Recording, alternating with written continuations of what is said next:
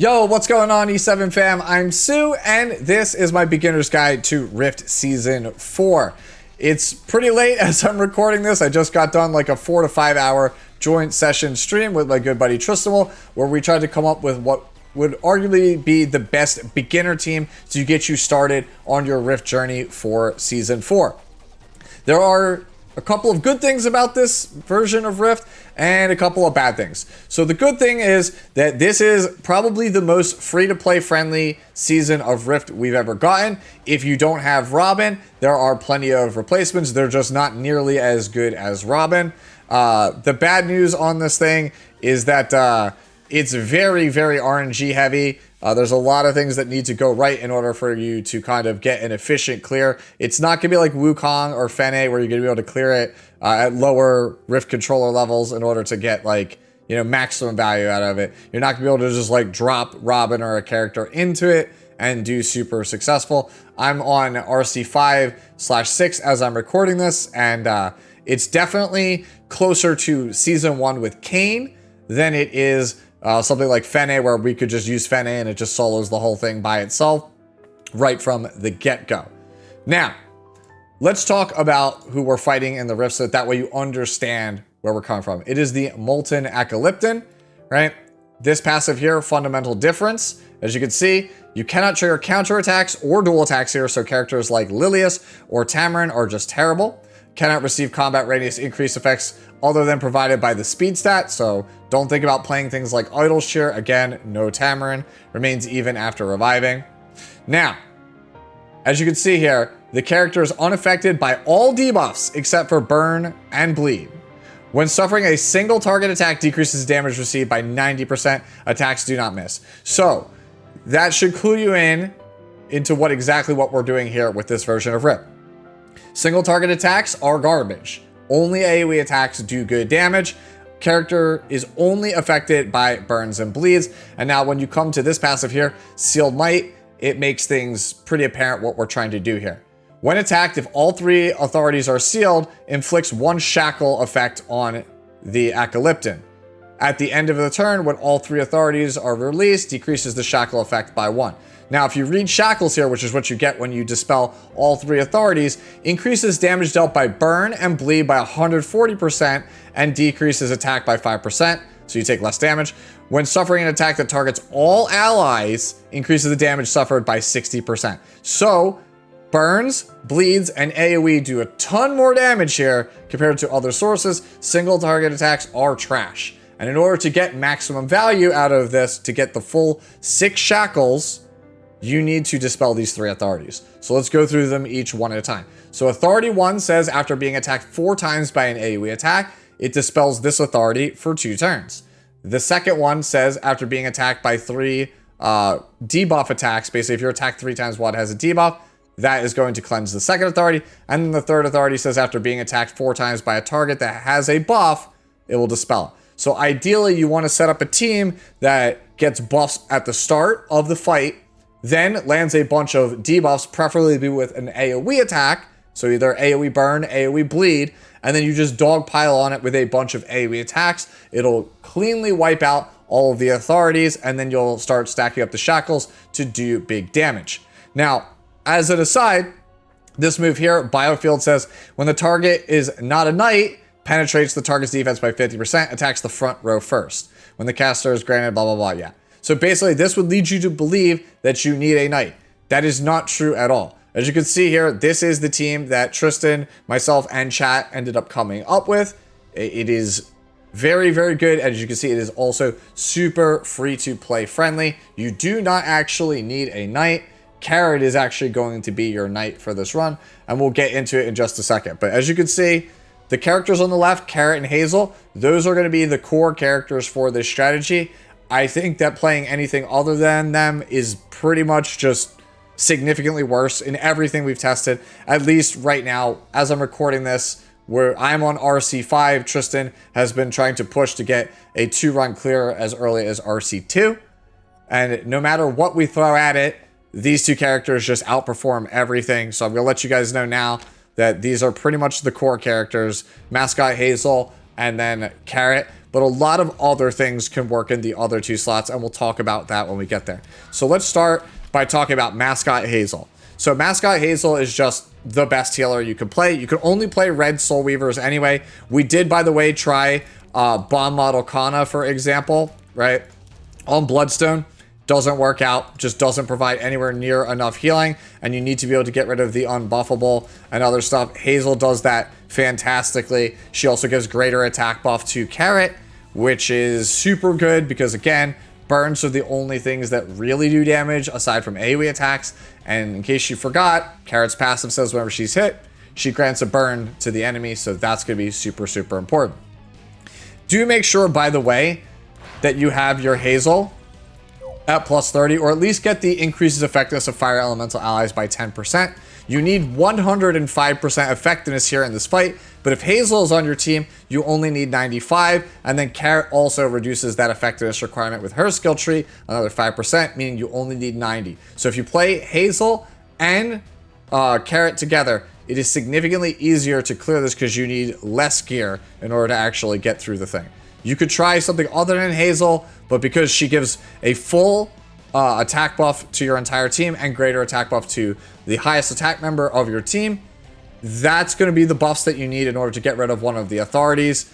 No other Soul Weaver, at least in red, is really going to do that unless you're just like an old timer with like keys not high, right? So please, Mascot Hazel, just going to be the best budget option. The only stat that matters on Mascot Hazel is her speed. You want her roughly around 220 speed. Not too much faster, and then make sure she has good defense and good HP, as much as you can get after that. Next up is Carrot. Carrot only needs 2 stats. She needs that like 90 to 95 effectiveness, right? It's 105 technically, but you could go again as low as like 90% if you're playing her with Hazel and her tree, as well as Mascot Hazel has her tree maxed out. After that, you want her to be the slowest member of your team, and then just completely juice up her attack. As for artifact, for both her and Mascot Hazel, it is Prophetic Candlestick. It seems to be the best option that we've found, but you could also play Card of Small Miracles, right, on either one of these characters. It doesn't really matter. Like, these characters, their artifact doesn't seem to matter too much because you can't really use souls. Damage artifacts don't really do anything, so just put a utility artifact that helps increase the team's damage, like Warhorn. Even though you don't get the CR push, it does give team-wide attack, so if that's what you want to do, go for it. Otherwise, just go with Prophetic Candlestick. Or if you're feeling super rich, if you're like super whale, play like a plus 30 Etika Scepter. That could work fine here as well on Researcher Carrot. So just take your pick. Super, super free.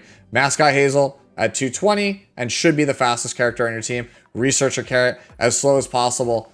Be the slowest character out of all 4 of your characters and have as much attack as possible. Set doesn't matter. As you can see, I don't have attack set gear that has good effectiveness, so yeah. In case you're wondering, attack, attack, attack. You just want triple attack right side. All right, so now let's talk about debuffers, right? So Robin is going to be the best debuffer for this. I mean, the character is clearly designed to clear Rift in the first place, right? She is a ranger. Her S2 here does give the burns, right? 3 burns on it, which you obviously need in order to succeed here. That's where a big chunk of your damage comes from. And then her S3 extends those burns. That's obviously super good. Synergizes with the RC controller because she is a ranger, right? Now, if you don't want to play her, Araminta will work fine. I've had people in chat, and I've seen people in Tristan's chat say that Araminta works better for them than Robin.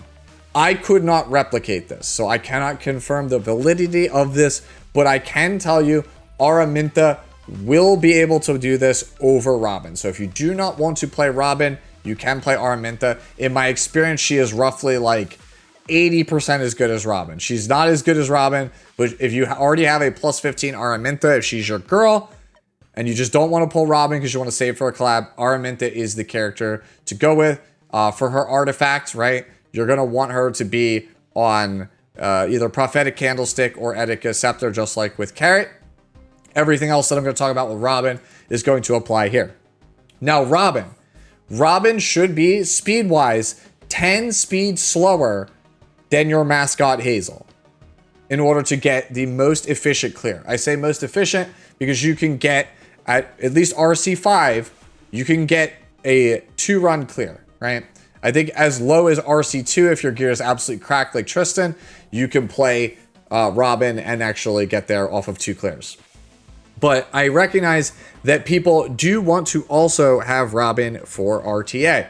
I can tell you that playing Robin at 240 to 245 speed will also work for this character, right? I've done like 4,300 attack, 245 speed, and like 150 F, and that will probably get you there if you want to cleave with her in RTA and still work. Once you start to go above 245 speed though, like 250, 260, 270, it introduces a lot of RNG to the fight.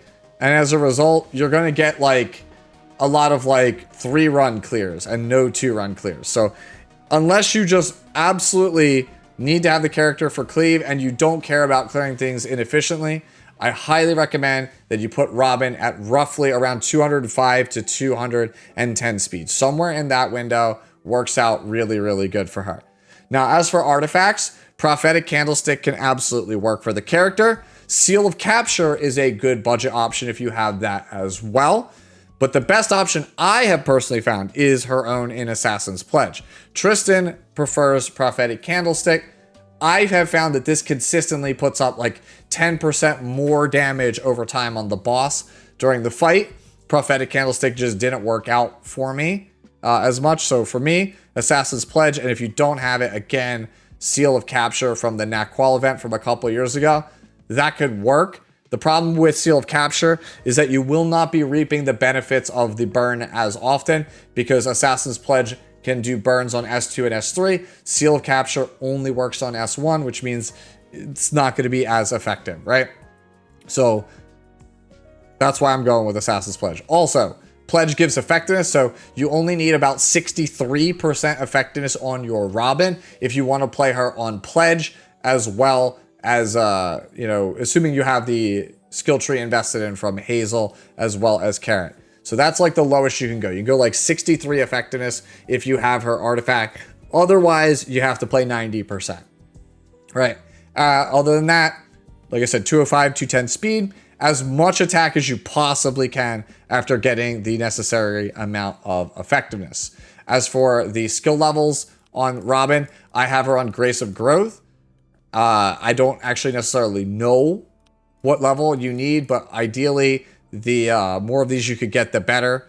Just is going to help you overall with your damage. I guess the minimum amount of investment would be +4, +4, +4. So +12 would be, I think, the lowest amount of investment that you could use for her. Again, if you don't want to play her, feel free to use Araminta. Now, the last character here, right, is going to be Mercedes, which shout outs to Ben, by the way, in my chat for the suggestion to use Mercedes. Mercedes seems kind of counterintuitive. Like, why would I play Mercedes? She doesn't burn, she doesn't bleed. And then you start to realize that Blazing Eye of Cal gives attack buff, which based on the tuning, you can have Hazel and then Mercedes kind of keep that buff up all the time, which satisfies one of the authorities. And then she just vomits out a ton of AoE attacks, which are going to do good damage and constantly keep one of the authorities in check. So Robin or Araminta could keep the debuff kind of authority in check. Mercedes keeps the other 2 authorities in check, which allows you to maintain nearly full uptime on the shackles. Now, if you don't want to play her, Araminta can also work here in this slot. I've seen other people try other AoE damage dealers. You are welcome to do that. Like, if you just don't want to build Mercedes, you could technically have your skills off with Afternoon Soak Flan and play her, but she's going to be a whole hell of a lot worse than Mercedes. So I would recommend Mercedes. Now, for how you have Mercedes built, you want her on Magic for Friends because you can't counter in Rift, but you can Magic for Friends. And it does count towards getting rid of the stuff for the authority. And it does get mucho damage bonus once you are at 6 shackles. Now, as for the rest of it, you want roughly 3,900 attack plus, roughly 300 crit damage plus. Like 280 would probably be the lowest on the crit damage. And then the speed you want to be 10 speed slower than your Robin, but no lower than like 180, right?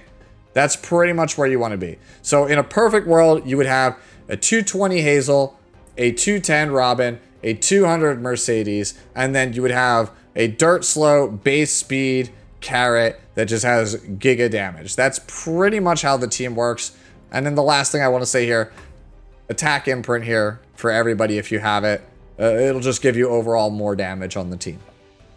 So anyways, that's the team. That's what we came up with. Let me run you through a run real quick so that way you can kind of see how it goes.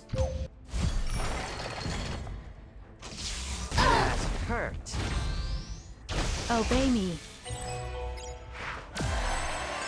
Please hurry. It's urgent. Easy. It's embarrassing. Beyond the abyss, to the ends of futility. Impressive. I'll show you my secret methodology. I don't know. Should have stayed in the nice lane, darlings. Then again, who am I to say? Obey me. Obey me.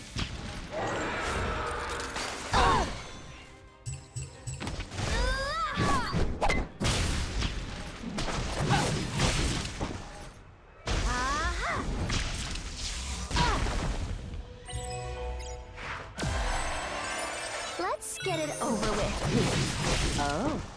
Call. Unveil your eye of terror.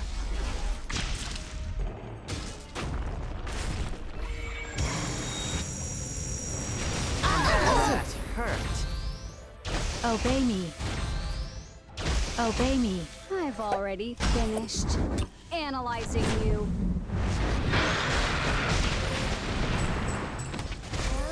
It'll be over before you know it. Obey me. Obey me. Impressive. Just as planned. Playtime over. Children.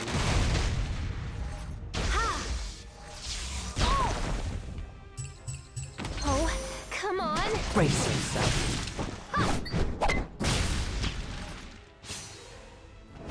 Blaze.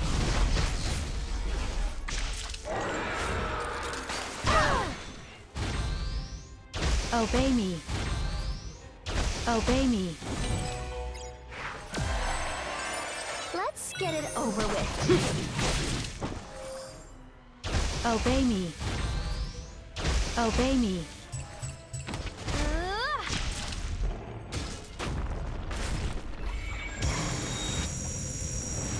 Impressive. Statistically, the odds are on my side. I thought I'd be getting some rest. Oh my. Aha!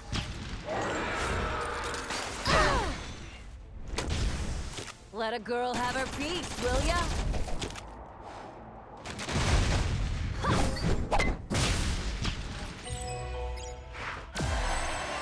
Please hurry. It's urgent. Beyond the abyss, to the ends of futility.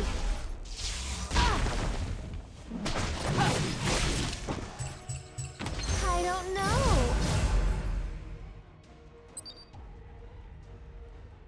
All right, so there you go. As you can see, it's more than 50%, and it's only going to get better, obviously, after you get a higher Rift Controller level.